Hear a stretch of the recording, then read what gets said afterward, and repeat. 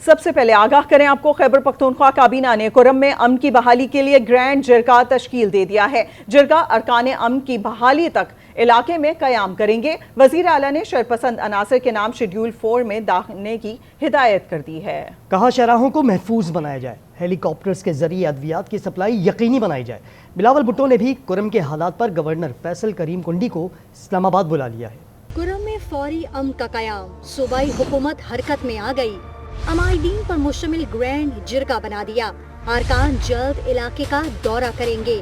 جرگہ امن کی مکمل بحالی تک علاقے میں ٹھہرے گا۔ وزیر اعلیٰ کی زیر صدارت کے پی کابینہ کا اجلاس، بریفنگ میں صورتحال سے آگاہ کیا گیا۔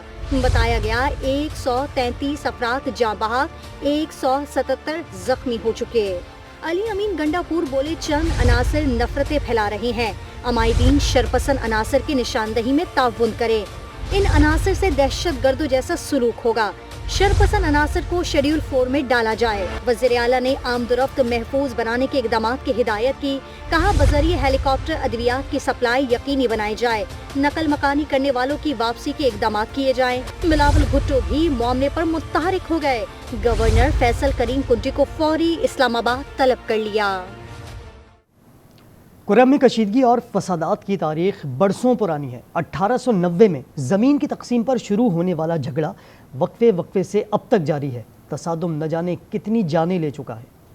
1890 عیسوی انگریز دور میں قبائلی علاقہ آباد کیا گیا، زمینوں کی تقسیم بھی ہوئی اور اسی تقسیم نے جھگڑے کو جنم دیا۔ بی بی سی کے مطابق زیادہ تر علاقوں میں لینڈ ریکارڈ موجود ہی نہیں، جس کے باعث مختلف قبائل اور افراد زمین کے ٹکڑوں کے دعوے دار ہیں۔ 1961 عیسوی کشیدگی کے باعث جنم لینے والے فسادات فریقین کی بڑے پیمانے پر اموات اور پھر ہر 10-15 سال بعد اس طرح کے واقعات پیش آتے رہے۔ 2007 میں بھی فسادات میں بہت ہلاکتیں ہوئیں۔ علاقے میں خوف کے سائے ہیں۔ گرینڈ جرگے کے امن کی کوششیں جاری ہیں اور مکین ان کوششوں کی کامیابی کے منتظر ہیں۔ پی ٹی آئی مظاہرین نے پولیس پر برازیلی شیلز چلائے، فائرنگ کی۔ مظاہرین میں عسکری ونگ کے کارندے شامل تھے۔ راولپنڈی میں ڈی پی او اٹک غیاث گل کی نیوز کانفرنس، کہا گرفتار 1150 افراد سے 89 کا ملک میں کوئی ریکارڈ نہیں۔ ملزمان سے آنسو گیس گنز برآمد ہوئیں۔ یہ شیل مظاہرین کے پاس تھے، یہ برازیل کی امپورٹ ہے اور یہ 4 to 5 ٹائمز اس کی پوٹینسی زیادہ ہے ہمارے شیل سے۔ اتنے ٹرینڈ بندے اور اتنے ہیویلی آرمڈ بندے ہیں یہ، اور یہ ان کا یہ سمجھ لیں کہ اٹیکنگ اور عسکری اسکواڈ ہے، جو کہ جتنی کیجوٹیز ہماری ہو رہی ہیں وہ سب ان کی وجہ سے ہو رہی ہیں۔ یہ آپ دیکھ سکتے ہیں کہ یہ ٹیئر گیس کے شیلز جو ہیں یہ کس طرح ہمیں مارے جا رہے ہیں۔ ابھی تک جو ہم نے 1150 ملزمان کا ڈیٹا بھیجا فار انالیسس، اس میں سے یہ 89 اس 1150 میں سے نکل آئے ہیں جن کا کوئی ڈیٹا پاکستان میں موجود نہیں۔ آئیڈینٹیفیکیشن بہت جلد ہو جائے گی کہ وہ کس جگہ سے تعلق رکھتے ہیں، کیا وہ نیبرنگ کنٹری ہے یا کون سی ہے، ان کے اور کون سے ہینڈلرز ہیں، ان کے کون سے بیٹرز ہیں ان کے ساتھ۔ جاں بحق ہونے والے کارکنوں کی تعداد 12 ہے۔ بیرسٹر گوہر کی میڈیا سے گفتگو، سینکڑوں کارکن جاں بحق ہونے کے دعووں سے اعلان لا تعلقی کر دیا۔ 12 شہادتیں ہوئی ہیں۔ ہم نے آن ریکارڈ کہا ہے کہ جو سینکڑوں لوگ کہہ رہے ہیں ان کو ہم نے ڈسون کیے ہیں۔ عمران خان صاحب نے علی صاحب کی موجودگی میں اور اس کے رہنمائی میں وہ سیٹ اپنی مجھے دی ہے۔ میری خان صاحب سے کوئی لالچ نہیں ہے، میں نے نہ آئندہ خان صاحب سے کوئی عہدہ لینا ہے نہ کوئی ٹکٹ مانگنا ہے۔ میں خان صاحب کی ہدایات میں کبھی کمی بیشی نہیں کرتا۔ وزیر اعلیٰ کے پی ہاؤس بھگوڑا ہاؤس بنا ہوا ہے، ہر اشتہاری وہاں چھپا ہوا ہے۔ طلال چودھری کی تنقید، کہا پی ٹی آئی والے جھوٹ پر مبنی بیانیاں بنانے کی کوشش کر رہے ہیں۔ اپنی بزدلی اور ناکامی چھپانے کے لیے گولیوں کا، لاشوں کا بیانیہ بنا رہے ہیں۔ یہ کیسا ایک گولیاں تھیں جو ان کے کسی ایم پی ایم این اے کو نہیں لگی، کسی سینیٹر کو نہیں لگی، کسی اس کے رشتہ دار کو نہیں لگی، پی ٹی آئی کے کسی اہم عہدیدار کو نہیں لگی۔ جس دن بانی پی ٹی آئی کہیں گے پارٹی پھر ڈی چوک پہنچے گی۔ بابا روان کہتے ہیں بانی پی ٹی آئی ڈھیل مانگیں گے نہ ڈیل، جتنے مقدمے بنا لیں بانی مائنس نہیں ہوگا۔ یہ جتنے بھی مقدمے ہیں ان کی وجہ سے عمران خان کبھی مائنس نہیں ہوگا۔ عمران خان نہ ٹوٹے گا، نہ کمزور ہوگا، نہ ڈیل مانگے گا، نہ ڈھیل مانگے گا۔ جس دن عمران خان کہے گا اس دن پاکستان تحریک انصاف پھر آپ کو ڈی چوک پہنچ کر دکھا۔ اور اب بات کرتے ہیں مہنگائی کی۔ ملک بھر میں مہنگائی میں اضافے کی شرح کم ہو کر 78 ماہ کی کم ترین سطح پر آ گئی ہے۔ ادارہ شماریات پاکستان کے مطابق گزشتہ ماہ افراط زر 4.9% رہا۔ برقی آلات، مرغی اور سبزی کی قیمتوں میں کمی ہوئی، تاہم انڈے، دال، مونگ، آلو، گھی، تیل کی قیمتوں میں اضافہ ہوا ہے۔ کراچی سے صفدر عباس کی رپورٹ دیکھتے ہیں۔ پاکستان میں مہنگائی کی شرح میں کمی۔ گزشتہ ماہ مہنگائی کی شرح کم ہو کر 2018 کی سطح 4.9% پر آ گئی، جو اکتوبر میں 7.2% تھی۔ ادارہ شماریات پاکستان کے مطابق نومبر میں ٹماٹر 26.5%، انڈے 11.8% اور دال مونگ 11.15% مہنگی ہوئی، تاہم برقی آلات، مرغی، دال ماش اور سبزی کی قیمتوں میں کمی ہوئی۔ رواں مالی سال 5 ماہ کے دوران افراط زر 7.8% رہا، جو گزشتہ مالی سال 5 ماہ میں 30% سے بھی زائد تھا۔ بات کریں گے کابینہ اجلاس کی۔ وزیر اعظم شہباز شریف کا کہنا ہے کہ مہنگائی کی شرح میں کمی سے عوام پر بوجھ کم ہوگا۔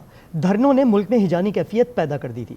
انتہائی غلط اور غیر قانونی ہتھ کنڈوں سے ملک کی بے عزتی کرائی گئی۔ کابینہ اجلاس میں خطاب میں وزیر اعظم نے کہا کہ چینی کی افغانستان اسمگلنگ 0 ہو گئی۔ ماضی میں منچل وزیر نے پائلٹس کی جعلی ڈگریوں کا بیان دیا، جس کی وجہ سے ملک کو اربوں کا نقصان ہوا۔ ریکارڈ کمی آئی ہے تو خدا تعالیٰ کے فضل و کرم سے ملک کے اندر عام آدمی، غریب آدمی کا بوجھ کم ہوگا۔ دھرنوں نے یہ ملک میں ایک ہیجانی کیفیت پیدا کر دی تھی۔ ملک کی جو انہوں نے بے عزتی انہوں نے کروائی اپنے ان انتہائی غلط اور غیر قانونی ہتھ کنڈوں سے، ایک دن کے اندر اسٹاک ایکسچینج 3,500 پوائنٹس نیچے آ گرا۔ مارکیٹ میں چینی کی قیمتیں خالی اس وجہ سے کم نہیں رہیں، سمگلنگ جو ہے افغانستان کی وہ 0 ہو گئی۔ خواجہ آصف صاحب کو دل کی گہرائیوں سے مبارکباد پیش کرتا ہوں، اور ان کی ایویشن کی ٹیم کو کہ جو یورپین یونین سے جو ان کو سرٹیفکیٹ ملا ہے وہ اپنا پرمیشن دوبارہ ملی ہے۔ دیکھیے کتنا قوم کو کتنا نقصان پہنچا ہے، یعنی وہ گھاؤ لگا ہے جس کا آپ سوچ بھی نہیں سکتے۔ آگے بڑھتے ہیں۔ آپ کو بتائیں ملک میں انٹرنیٹ کی سست رفتاری ایک ہفتے بعد بھی ختم نہ ہو سکی۔ صارفین کو انسٹاگرام، ایکس، فیس بک اور واٹس ایپ سمیت دیگر سوشل میڈیا پلیٹ فارمز کے استعمال میں پریشانی کا سامنا ہے۔ آڈیو پیغام بھیجنے، تصاویر اور ویڈیو کی اپلوڈنگ اور ڈاؤن لوڈنگ میں بھی مسائل درپیش ہیں۔ آن لائن کاروبار، آن لائن کلاسز اور سفر کے لیے رائڈز بک کرنے میں بھی مشکلات پیش آ رہی ہیں۔ فوڈ ڈیلیوری، رائڈرز اور آن لائن ٹیکسی سروس سے جڑے دہاڑی داروں کو اپنا روزگار خطرے میں دکھائی دے رہا ہے۔ تمام تر صورتحال پر پی ٹی اے کی جانب سے ابھی تک کوئی موقف سامنے نہیں آیا۔ ٹریفک حادثے پر بات کریں تو کراچی میں 2 روز قبل ٹریفک حادثے میں جاں بحق پروفیسر طارق صلاح الدین اور ان کی اہلیہ کو سپرد خاک کر دیا گیا۔ ستم یہ ہے کہ مرحومین کے پاس موجود 22 لاکھ روپے نقد اور طلائی زیورات بھی لوٹ لیے گئے۔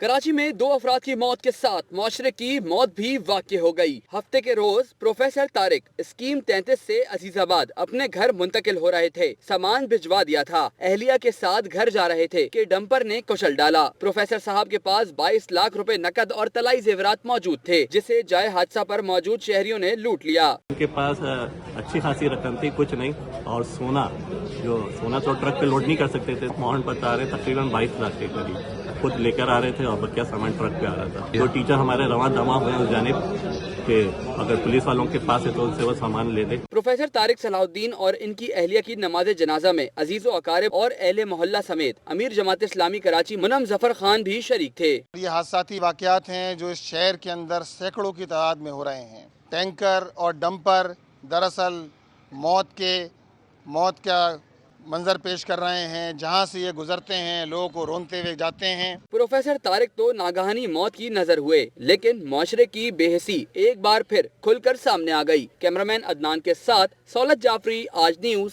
کراچی۔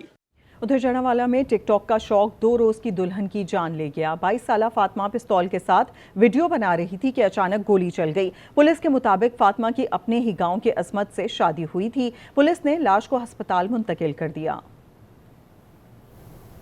کراچی میں ڈاکوؤں کی فائرنگ سے جاں بحق ہونے والے دکاندار حسن کی موت کے بعد مزار قائد سے متصل ٹائر مارکیٹ کے دکاندار سراپا احتجاج ہیں۔ کہتے ہیں نہ کوئی سیکیورٹی ہے، نہ کاروبار کرنے دیا جا رہا ہے۔ تفصیلات شازیب حسین کی اس رپورٹ میں دیکھتے ہیں۔ شہر قائد میں ڈاکو راج۔ مزار قائد اسلامیہ کالج کے قریب گزشتہ روز ڈاکوؤں کی فائرنگ سے حسن کی موت ہوئی۔ ٹائر مارکیٹ کے دکانداروں نے احتجاج کیا۔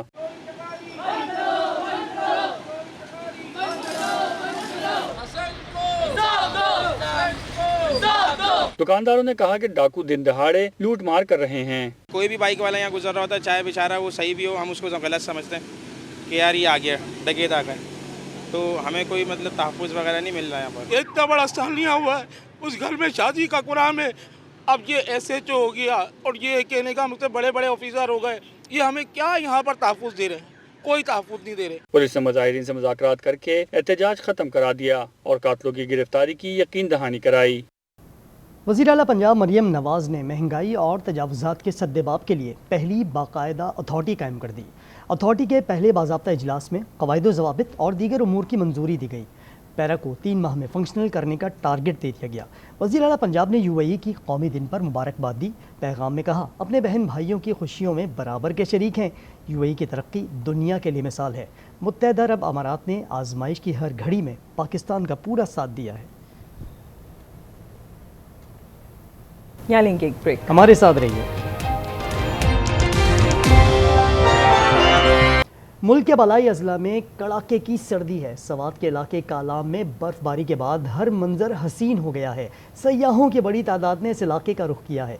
बलूचिस्तान के इलाके बार खान में बारिश के साथ शदीद जालाबारी हुई, जिससे फसलों को नुकसान पहुंचा। कोहे सुलेमान समेत मुख्तलिफ मकामात पर बारिश और जालाबारी की भी पेशगोई की गई। कोयटा में भी दर्जा हरारत 1 डिग्री सेंटीग्रेड रिकॉर्ड किया गया। महकमा मौसमियात के मुताबिक आइंदा 24 घंटों के दौरान बालाई खैबर पख्तूनख्वा, कश्मीर और गिलगित बल्तिस्तान में चंद मकामात पर तेज हवाओं और गरज चमक के साथ बारिश और पहाड़ों पर बर्फबारी का इम्कान है।